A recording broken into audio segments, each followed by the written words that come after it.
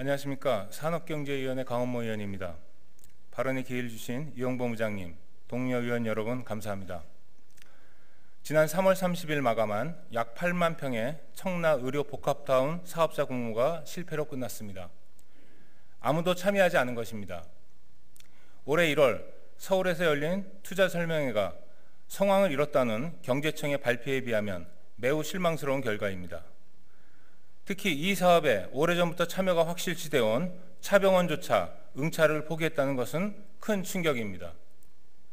코로나19로 인해 투자자들이 참여를 망설였다고 하지만 청라 의료복합타운 사업 자체에 대한 회의와 해당 부지에 대한 가치가 크게 손상되었습니다. 경제청은 즉각 보도자료를 통해 재공모 추진 의사를 밝혔습니다.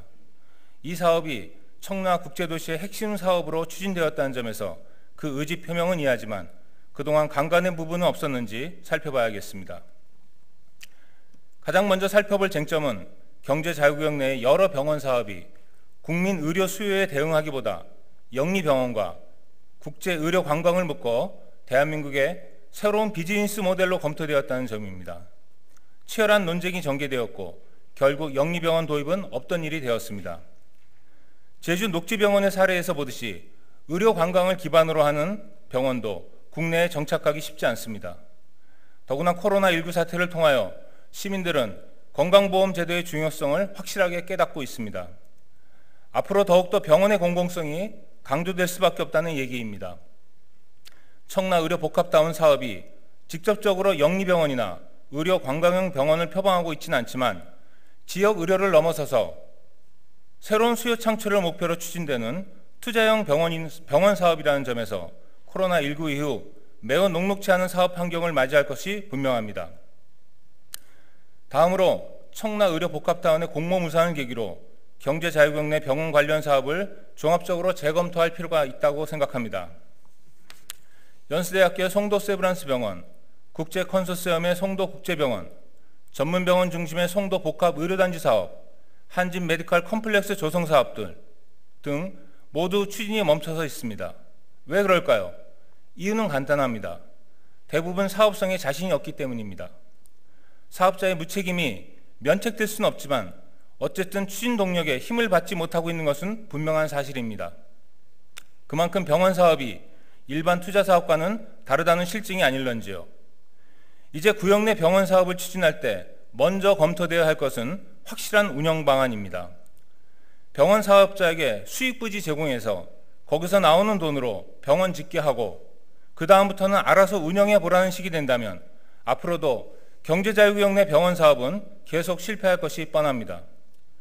더군다나 지금 경제자유구역에는 오피스텔과 상가가 공실로 넘쳐나고 있습니다.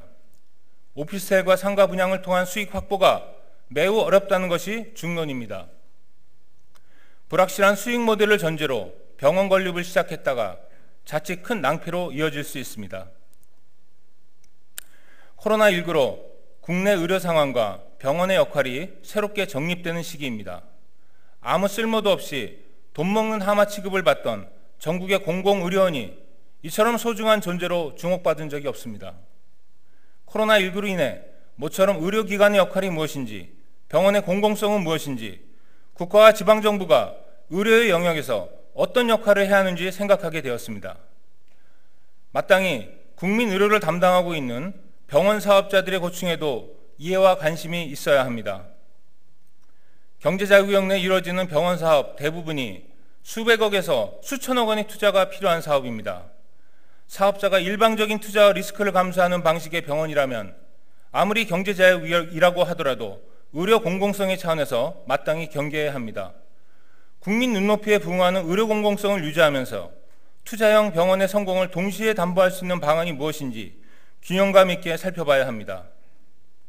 단순히 새로운 사업자가 나타날 때까지 공모를 계속하거나 지금보다 더 많은 수익을 지급하는 당근 제공 방식으로 사업을 재추진한다면 같은 실패가 반복될 것이라는 지적을 들으면서 오늘 발언을 마치겠습니다. 경청해 주셔서 감사합니다.